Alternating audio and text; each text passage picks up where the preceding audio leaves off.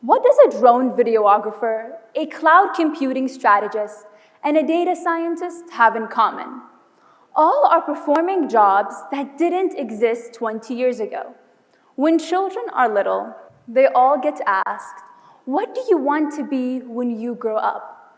And when their bodies are little and their minds are big, they get told to follow their dreams, to reach for the stars, that they can become anything they want to be.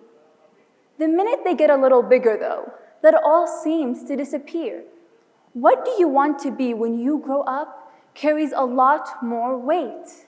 It's no longer about what you love. It's about what the highest job prospects are in that field.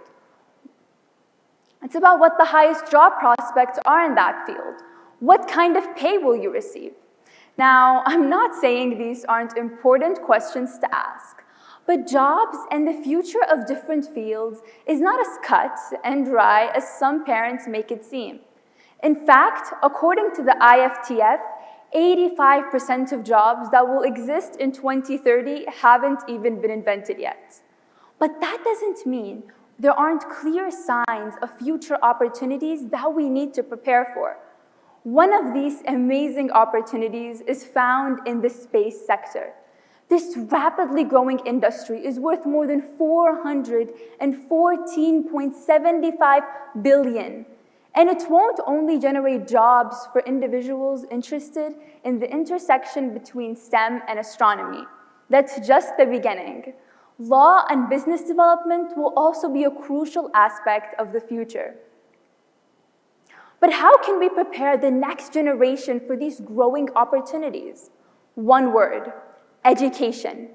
Education is the key to Saudi Arabia's space future. Currently, space education isn't included in the general school curriculum.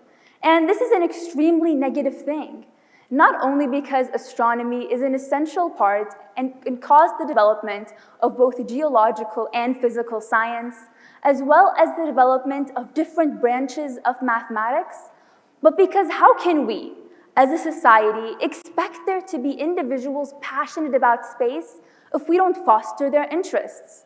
And it's not even just schools. Saudi Arabia as a whole doesn't have many opportunities and resources for the space field. As a result, there's a widespread negative perception of pursuing a space-related degree. Nevertheless, I've seen that with the right support, we can actually have a future where we have a supply that meets the demand. 1 year ago, I founded the Saudi Youth Space Association, and through the different programs and activities I've organized, I've seen how people's perspectives can change in a matter of minutes. In my organization, we focus on 3 main things: webinars, lessons, and volunteering. In the past, we've organized webinars with countless individuals, from Dr. Stephen Beckwith, a professor of astronomy at UC Berkeley, to Zainab Azam, the youngest member of Virgin Galactic's Future Astronaut program. Many of the people that come into these webinars may have an interest in astronomy, but they don't know if they want to pursue it as a career, or aren't sure what career options they have in this field. Seeing someone who has done it before and succeeded can inspire them to turn their dreams into concrete steps with achievable goals. Lessons and educational programs are also extremely important. When I organized and hosted an astronomy lesson series for young adults, I noticed how both confidence and drive would increase as the lessons progressed. From analyzing black holes to looking at cellular and planetary formation, these are all things that can help ignite the interests of students in our universe. Volunteering is also an essential aspect in changing the minds of students and showing them astronomy from a whole different perspective. When I organized a team of young student volunteers to teach astronomy to kids, many of them were apprehensive at first.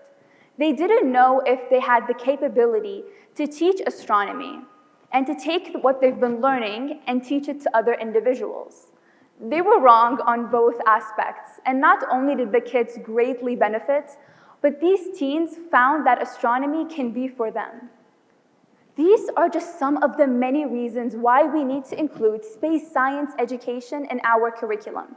And we need to put more investment in Arabic astronomy material, because there are countless students in Saudi Arabia who are passionate about space, but find a lack of Arabic astronomy material. And language should never be a barrier to science. In fact, when me and my team organized a Sunspot bootcamp, as well as a lesson about the Hubble Space Telescope in both Arabic and English, I had countless students communicate to me their difficulties in finding Arabic astronomy material. The world is rapidly changing, and Saudi Arabia is changing too. And our country has the potential to embark and innovate in the space sector. But we need to invest in our youth and implement space science education in schools all over the country before it's too late. When I first started my talk tonight, I mentioned how a data scientist, a drone videographer, and a cloud computing strategist are just some jobs that didn't exist 20 years ago. Now, if you ask me what I think of what jobs will exist 20 years from now, I don't have the answer.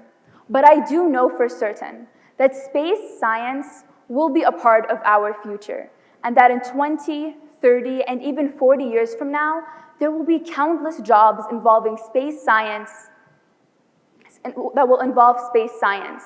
And we need to prepare our youth for that moment from now. If my team and I, of 9 people, are able to inspire a handful of students to pursue a career in space, imagine what a country could do. Thank you.